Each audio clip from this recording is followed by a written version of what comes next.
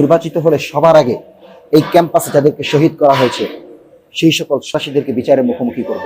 আসসালামু আলাইকুম, আমি ইকরামুল হাসান ফাহিম আসন্ন রাষ্ট্র নির্বাচনে মিডিয়া ও প্রকাশনা সম্পাদক পদপ্রার্থী হিসেবে দাঁড়িয়েছি। জয় পরবর্তী বাংলাদেশে আধিপত্যবাদ লড়াইয়ের অংশ হিসেবে আমি মাঠে ছিলাম।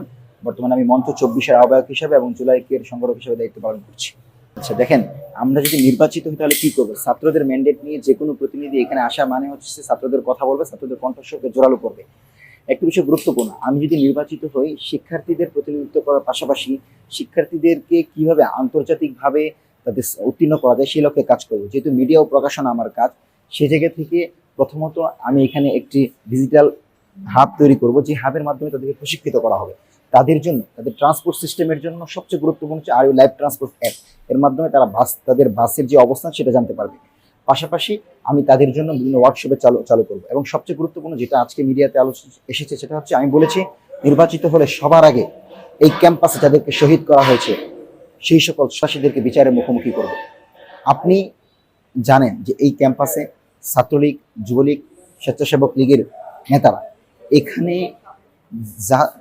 সর্বোচ্চ জুলুম করে আমাদের এই ক্যাম্পাসে আমাদের ভাইদেরকে শহীদ করেছে। শহীদ নোমানের কথা মনে আছে, দলমত নির্বিশেষে আমরা তার পক্ষে বলছি, তাকে এই ক্যাম্পাসে হলে শহীদ করা হয়েছে। এই জুলুমের অবসান ঘটবে একটা সুচ্ছ, সুন্দর এবং ইতিহাসের সর্বোচ্চ সুষ্ঠু নির্বাচন যদি হয়, এবং এই নির্বাচনের মধ্য দিয়ে ছাত্রদের প্রতিনিধিত্বকারী যদি কোনো দায়িত্বশীল এখানে আসে, অবশ্যই তাকে এই বিচার করতে হবে। আমরা ইনসাফের লড়াইয়ে অংশগ্রহণ করেছি। এই লড়াই আমাদেরকে জুলাইয়ের যে আকাঙ্ক্ষা সেটা পূরণের লড়াই।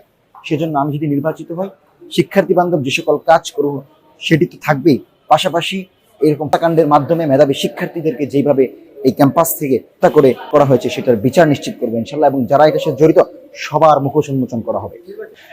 এখন পর্যন্ত নির্বাচনী পরিবেশ নিয়ে তেমন কোনো দেখছি না, বাট আজকে যেটা আমরা লক্ষ্য করলাম যে পোষ্য কোঠার জন্য এখানে কর্মচারী আন্দোলনের ডাক দিয়েছে। হুঁশিয়ার করে বলে দিচ্ছি, জুলাই পরবর্তীতে বাংলাদেশের সবচেয়ে বড় আকাঙ্ক্ষা ছাত্র সংসদ নির্বাচন।